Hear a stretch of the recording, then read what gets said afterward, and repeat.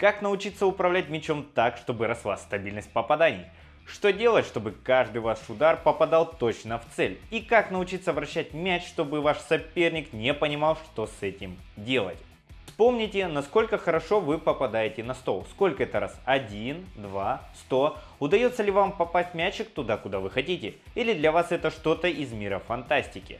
Если вы не понимаете, как управлять мячом, точно направлять его куда вам надо, хотите научиться вращать мяч, то смотрите этот ролик до конца, и вы получите ответы на все свои вопросы. Меня зовут Иван Толмачев, и это канал о настольном теннисе. Поехали! Представьте, вы начинаете играть с напарником, и мячи от него и от вас летят во все стороны, и вы не можете удержать мяч больше 5 раз. Затем вы смотрите, как играют опытные теннисисты, и удивляетесь, как у них это выходит. Мячик вообще просто не падает. На момент вы можете подумать, что вы любитель и для вас это недоступно, что это только для тех, кто всю жизнь занимался в спортивной школе. Но нет, вам это вполне по зубам. И сегодня я расскажу, как вам научиться управлять своей рукой и контролировать мяч так, чтобы он летел точно в цель. Для этого я подготовил для вас 3 группы упражнений на развитие чувства мяча. Их можно делать дома, в зале, на даче, работе, везде, где вам будет удобно. Перед тем, как вы научитесь управлять мячом и контролировать свои удары, надо пройтись немного по теории. Что такое чувство мяча? Чувство мяча – это навык, который показывает, насколько хорошо игрок управляет мячом. Кажется просто, но что в него входит? Основные компоненты чувства мяча. Точность контакта – это умение бить по мячу нужной частью ракетки. Контроль силы удара – это способность управлять усилием для точного попадания. Управление вращением – это умение придавать нужное вращение и читать вращение соперника. Пространственное восприятие – это понимание положения мяча и его траектории. Но помимо этого есть еще и дополнительные аспекты. Это чувство темпа – это ваша способность подстраиваться под скорость игры. Предвидение отскока – это умение предугадать, как мяч отскочит от стола. А ваша адаптивность, то есть быстрая подстройка под разные типы покрытия ракетки и мячей, залов, столов. Игровая интуиция – это неосознанное понимание того, как поведет себя мяч в нестандартных для вас ситуациях. Чувство ритма – это ваша способность поддерживать оптимальный ритм движений и всегда находиться в розыгрыше. То есть очень много параметров. Если рассматривать с точки зрения физиологии, это еще мудренее. Но нам это сейчас не сильно пригодится. Когда у вас хорошо развито чувство мяча, то вы можете играть вслепую, не глядя на ракетку. Выполнять сложные подкрутки даже при неудобных позициях. Стабильно выполнять удары в игре с разными по стилю соперниками. Быстро привыкать к новому инвентарю. Интуитивно понимать, как отреагирует мяч на определенные движения ракетки. Также вы будете контролировать мяч даже при максимальной скорости игры. Может ли развить чувство мяча взрослый любитель? Да, может.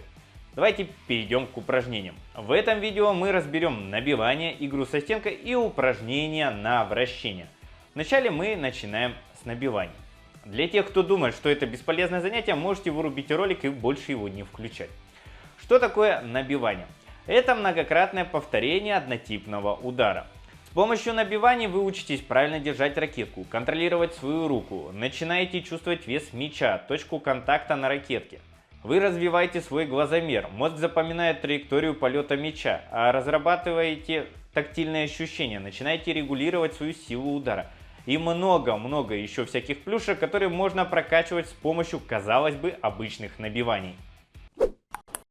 Набивание подходит для всех возрастов и уровней подготовки. Представим, вы только начинаете играть или хотите научить играть своего ребенка. Первое, с чего нам необходимо начать, это схватки ракетки и знакомство с мячом. Мы берем мяч и кладем его на ракетку и стараемся удержать. Поначалу мяч может падать в разные стороны. Сейчас мы учимся чувствовать вес мяча и контролировать свою кисть. Когда мяч стал держаться больше минуты, то можно усложнять задание. Для тех, кому это тяжело, вы можете положить мяч для большого тенниса. Он тяжелее, и с помощью него вы сможете лучше прочувствовать лопасть ракетки и как удерживать мяч. Дальше вы также кладете мяч и начинаете отрабатывать акробатические упражнения. Мы начинаем ходить вперед-назад и стараемся, чтобы мяч не упал с нашей ракетки. Походили так пару минут. Если мяч лежит, то теперь мы можем поприседать, полежать, и это все надо делать, не роняя мяч. А когда уровень у вас уже повыше, то вы можете почеканить мяч на правой стороне ракетки, затем на левой, добиваясь стабильного попадания. Норматив для новичков — это 100 стабильных попаданий. Так развивается чувство мяча с помощью набиваний. Но чтобы это приносило реальный результат, нужна четкая последовательность заданий и система.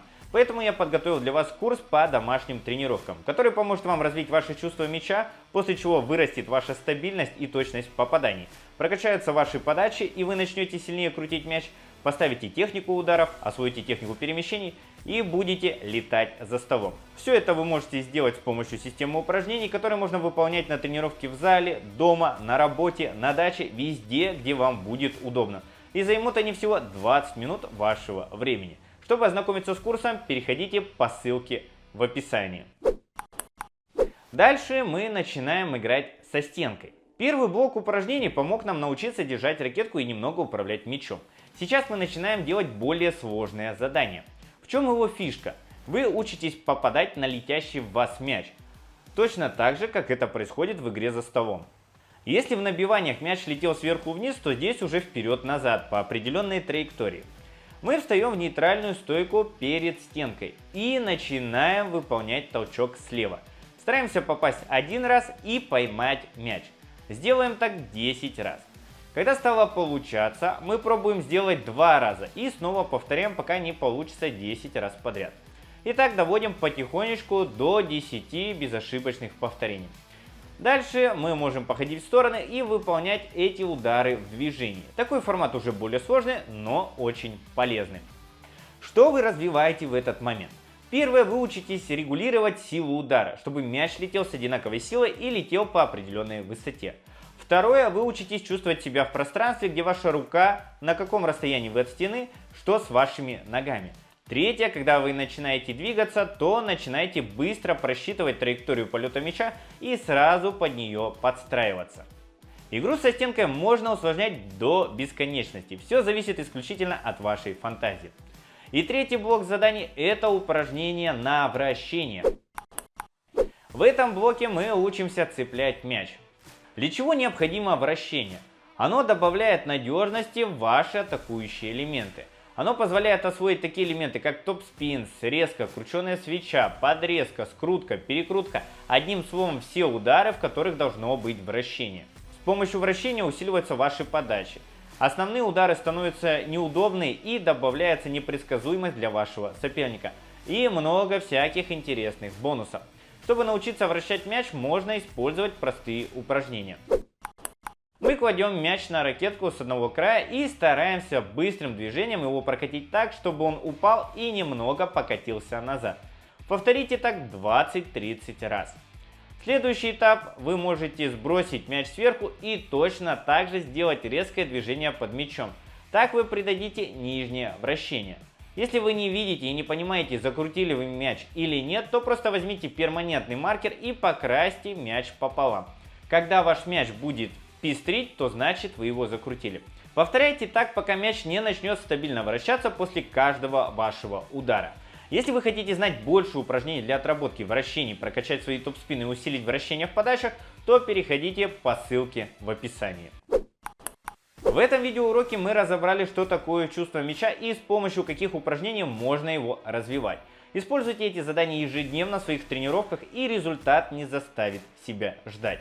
Для тех, кто хочет знать больше тонкостей о настольном теннисе, вступайте в мой телеграм-канал. Там я провожу прямые эфиры, на которых вы можете задать любые интересующиеся вас вопросы и получить на них ответы. Ставьте лайки, колокольчики, пишите в комментариях, подписывайтесь на мою группу ВКонтакте и на YouTube канал. С вами был Иван Толмачев. До встречи на следующих уроках.